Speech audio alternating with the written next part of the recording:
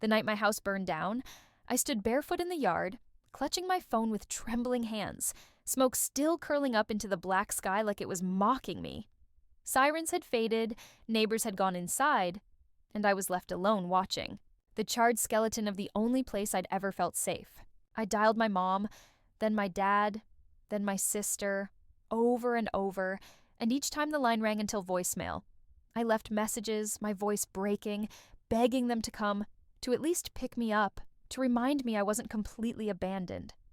Minutes turned into an hour, my skin coated in ash, my lungs stinging, and I told myself maybe they were asleep, maybe they didn't see the calls.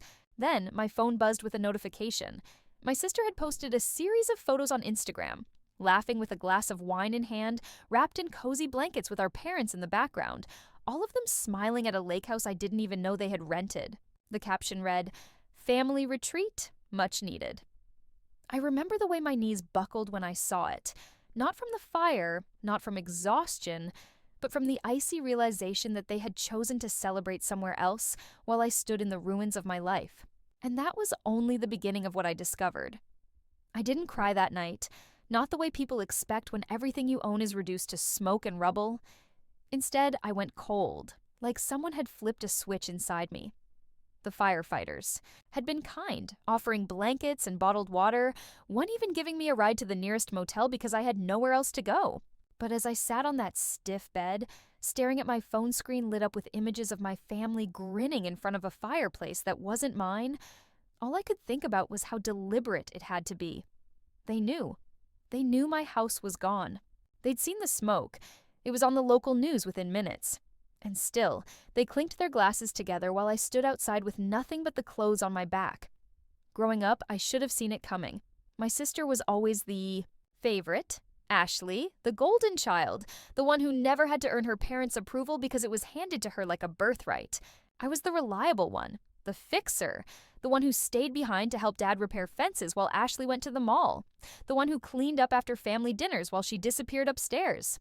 And somehow, it became a pattern. My achievements were expected, hers were celebrated. She posted selfies with new cars and vacations they paid for, while I saved every cent to put a down payment on the house that just burned down. Even when the fire started, my first instinct was to call them because somewhere deep down, a part of me still believed family means something. But that night shattered any illusions I'd been clinging to. It wasn't just absence, it was silence that echoed louder than the crackling of the flames, followed by the cruelty of flaunting their togetherness online. I scrolled through those photos for an hour, zooming in on details I couldn't unsee. The pearl necklace I once bought Mom for her birthday, dangling at her neck, Dad's arm slung around Ashley's shoulder like she was the only daughter he ever had. The faint glow of a fire in the background while mine still smoldered miles away. And as I stared at those images, I felt something settle in my chest.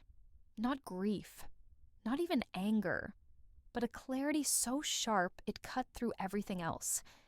That was the night I decided I would stop begging for scraps of their love. That was the night. I realized if they could ghost me when I lost everything, then maybe I needed to stop being the one holding this family together. But walking away wasn't enough. No, I needed them to feel the sting of what they had done, to understand that ghosting me when my house turned to ashes wasn't just heartless. It was the moment they lost me for good, the days after the fire, blurred together in a haze of paperwork, insurance adjusters, and the sharp smell of smoke clinging to my hair no matter how many times I showered. I found myself sitting across from strangers in suits who asked me to list every item I had lost, as if memories could be reduced to a ledger of furniture and receipts. I wrote down everything: my grandmother's quilt, the photographs from college, the little jewelry box I'd kept since I was 13, and with each item I listed, I thought about the fact that not one single family member had reached out. No text, no call, not even a comment under the news article that featured a photo of my collapsed roof. Instead, Ashley's Instagram kept buzzing with new posts, lakeside brunches, board games by the fire, captions filled with hashtags like family first and blessed. I started screenshotting everything, not because I needed proof for anyone else, but because I needed to remind myself that I wasn't imagining it, that this was real and they were truly choosing to flaunt their happiness while I slept in. a motel room that smelled like stale coffee and disinfectant. And then, one afternoon while I sat at a cafe downtown trying to make sense of the next steps, I overheard two women at the next table scrolling through their phones. "Did you see Ashley's story? That lake house looks amazing," one of them said. I froze, because it hit me that it wasn't just me seeing those pictures, it was everyone. My pain was being contrasted against their curated version of joy for the world to applaud. That was when the humiliation set in, the kind that makes your face flush hot and your hands shake. My family hadn't just abandoned me. They had made me into the invisible backdrop of their perfect narrative. That night, lying awake in the motel, I replayed the last conversation I'd had with my mother weeks before the fire. She'd said, "Ashley needs space to figure herself out. Don't burden her with your problems." I'd brushed it off at the time, but now it sounded like a warning I hadn't taken seriously. It dawned on me that my problems, whether big or small, had always been an inconvenience to them, something to be managed quietly so Ashley could shine. And in that moment, I realized the fire hadn't just burned down my house. It had burned down the illusion that I had a family I could rely on. What they didn't realize, though, was that by ghosting me when I had nothing left, they handed me the freedom to finally rewrite the story. And I knew exactly where to begin. I started with the insurance claim, poring over every detail like my life depended on it, because in a way it did. The house was under my name, bought with years of savings and sacrifices. And though the fire had destroyed the structure, it hadn't erased the fact that I had built something on my own. The adjuster told me it might take months, maybe even a year, to get everything processed. But while I sat at his office desk signing form after form, I remembered something Ashley had once bragged about. How Dad had secretly co-signed a loan for her lake house renovations because her credit was too low. I'd filed that comment away at the time, but now it returned like a spark in dry grass.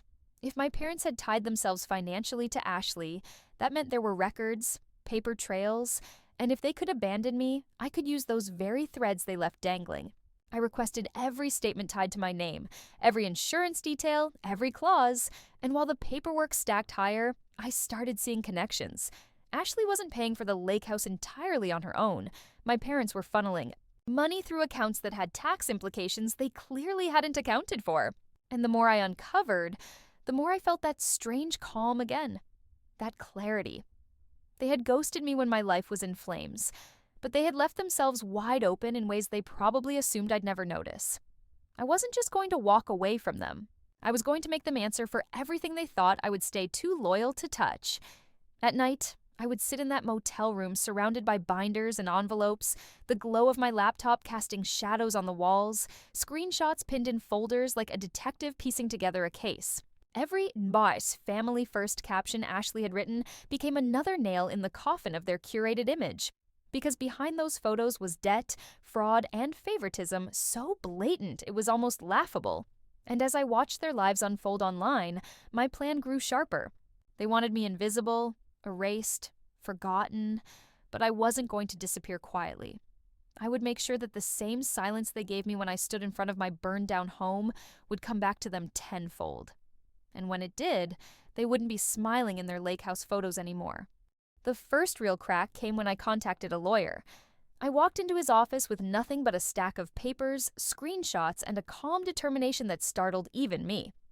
I laid everything out: the insurance claim for my house, the loan my father had co-signed for Ashley, the way funds were being funneled between accounts, and the documentation that tied my parents' names to assets they had always pretended were gifts. He leaned back in his chair, tapping his pen against the folder, and finally said, "You realize what you have here could open an investigation? This isn't just favoritism. There are serious financial liabilities they've exposed themselves to." That was the first time in weeks that I felt a flicker of power return. They had ghosted me because they thought I was powerless, but here was proof that I wasn't. Meanwhile, Ashley's social media parade continued, but now I looked at those posts differently.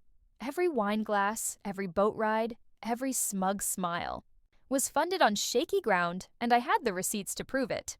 Instead of crying over her captions, I began cataloging them as evidence. Timestamps that lined up with bank withdrawals, luxury purchases that clashed with her supposed income. Each detail became a thread I could pull, and with every thread I tugged, their perfect family portrait started unraveling. I didn't confront them right away. No, I stayed silent, just as they had when I stood among the ashes of my house. I wanted them to believe they had succeeded in erasing me, that I was too broken to fight back. Because when the moment came, I wanted the shock to hit them all at once. The realization that the daughter they left behind in the smoke was the one who now held the match that could set fire to their carefully constructed facade. And late at night, staring at my growing files, I promised myself something. When I finally knocked on their lake house door, I wouldn't be asking to be let in. I would be delivering consequences they never saw coming. Weeks passed, and I played the part of the forgotten one flawlessly. I didn't like or comment on their posts, didn't text or call, didn't even let on that I knew where they were staying. To them, I had vanished, and that suited me just fine. Behind the scenes, however, I was methodical.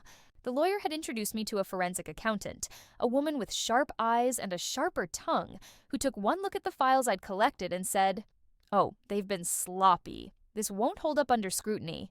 Together, we traced payments, identifying the shell games my parents had been running to keep Ashley afloat. What shocked me most wasn't just the money, it was how often they had used my name without my permission, small co-signatures buried in paperwork, tax documents I'd never seen before. They hadn't just abandoned me, they'd exploited me, counting on me to never dig deep enough to notice. The day I received the full report, I felt that same chill I had felt the night of the fire. It was thick with numbers, charts, and notations that essentially screamed fraud. But what stood out most was the conclusion. My family's lake house wasn't truly theirs. Legally, part of it belonged to me through the very signatures they had stolen. My lawyer explained it calmly. If you wanted to, you could freeze their assets until this is resolved. You're entitled to stake a claim. I stared at him, letting the weight of that sink in. The house they had flaunted in my face, the retreat they had run to while I lost everything. That house was as much mine as it was theirs. And the irony was almost poetic. That night, I drove out toward the lake, parking just far enough away to see the warm lights glowing from the windows. I sat in my car, watching their shadows move against the curtains, laughter drifting faintly. Across the water. They thought they had shut me out, but in reality, they had been standing in my house all along. And as I gripped the steering wheel, I knew one thing for certain. The day was coming when I would walk through that front door, not as the forgotten daughter, but as the rightful owner ready to take back what they tried to erase. The confrontation didn't come suddenly. It was orchestrated, planned with the same precision my parents once reserved for Ashley's birthday parties and graduations. My lawyer filed the necessary motions quietly, and within weeks, the first shock hit them. A formal notice delivered to the lake house, stamped with legal authority, informing them that the property was under dispute. I wasn't there to see it, but I can picture the way my mother's hands must have trembled opening the envelope, the way Ashley would have snapped. This has to be a mistake. While my father's face drained of color. For once, I was the silence in their story, the invisible hand pulling every string. I still remember the call that came 2 days later. My father's voice, stern but with an undercurrent of panic, broke the silence they'd kept since the fire. "Why are you doing this? We're family. We were going to help you." I almost laughed, because in that moment he sounded like a stranger trying to sell me on a bad deal. I kept my voice level as I replied, "You ghosted me when I had nothing. Now I know the truth, and I'm not pretending anymore. This is business. And legally, you involved me the moment you signed my name without consent." There was silence on his end, heavy and telling, before he muttered, "You don't know what you're getting into," and hung up. But he was wrong. I knew exactly what I was doing. Ashley tried next, calling from a blocked number. Her voice was sharper, dripping with contempt. "You're pathetic. You couldn't handle being left out, so now you're trying to ruin us? Grow up." I let her rant, every word confirming what I had always known, that her version of family meant unconditional loyalty flowing only one way, to her. When she paused for breath, I answered, calm as ever. "I didn't ruin anything. I'm just letting the truth surface. If that ruins you, maybe it's because there was never anything real holding you up." She screamed something unintelligible before the line went dead, and that night, for the first time since the fire, I slept deeply, because I knew the storm had only just begun, and this time, they were the ones standing in the smoke while I finally breathed free air. Court dates were set faster than any of them anticipated because the evidence I had gathered wasn't just compelling, it was airtight. The first hearing was supposed to be routine, just a preliminary review. But when the judge looked over the documents, her eyebrows rose. She asked my parents directly, "Did you knowingly sign your daughter's name on these agreements without her knowledge?" My mother fumbled, my father stuttered, and Ashley sat in the back row, arms crossed like a sulking child. I didn't flinch. For once, I was the one with the receipts, and they were the ones scrambling for excuses. Afterward, their lawyer approached mine, trying to negotiate a settlement. "This doesn't need to get messy," he said smoothly. But my lawyer simply replied, "It's already messy." Because by then, the investigation had widened. Bank accounts, tax filings, even the deed to the lake house itself. Each layer pulled back revealed another corner they had cut. Another instance where my name had been dragged into their schemes without consent. It was like peeling an onion made entirely of betrayal, and every layer brought more tears, but not for me. Back at the motel, I kept replaying the look on my mother's face when the judge pressed her. For years I had chased her approval, begged for her love. And in that courtroom for the first time, I saw fear in her eyes. Not of losing me, but of losing the image she had worked so hard to project. And it was in that moment I realized my revenge wasn't about burning them down the way they had left me to burn. It was about exposing them for who they truly were, stripping away the glossy captions and carefully staged photos until all that remained was the truth they couldn't hide anymore. By the time the second court date rolled around, whispers had already spread in our community. People who once praised my parents for being so close-knit were now asking quiet questions, side-eyeing their posts, piecing together the contradictions. Their silence had ghosted me, but now it was ghosting them. Their friends stopped calling, their church acquaintances pulled back, their perfect social circle began to crumble, and I didn't lift a finger to stop it. Because for once, I didn't need to. The truth was louder than any caption Ashley could ever write. The breaking point came during the third hearing. By then, the courtroom was packed. Neighbors, former friends, even people my parents once bragged to at church came to watch. The judge read aloud the documentation proving I was a co-owner of the lake house, my name tied to the very property they had flaunted online while ignoring me the night my house turned to ash. I sat there, spine straight, listening as my parents' lawyer tried to argue it was a misunderstanding, that it had been family support gone wrong. But the judge's tone was clear and unwavering. "This isn't support. This is fraud." I looked over at Ashley. Her perfect hair, her expensive dress, the smugness she usually wore like perfume. It was gone. She sat pale and rigid, biting. Her lips so hard I thought she'd draw blood. For the first time in my life, she wasn't the golden child. She was just another adult, complicit in lies, stripped of the shield our parents had always provided. When the judge declared that the property would be frozen until resolution, and that I had a legal right to claim half ownership, I didn't smile, didn't gloat.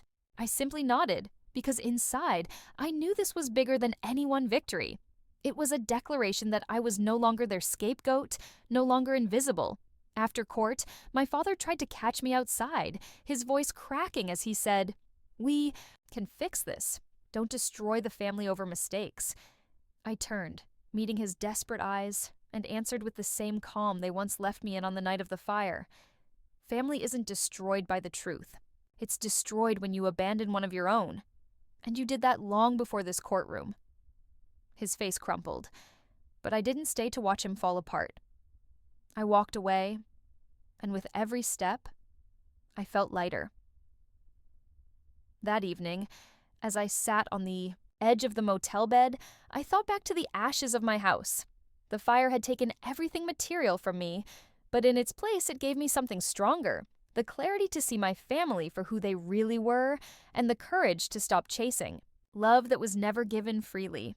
They had ghosted me when I needed them most, but now it was their turn to live with silence. Because from this moment on, I wasn't just reclaiming what was legally mine, I was reclaiming myself.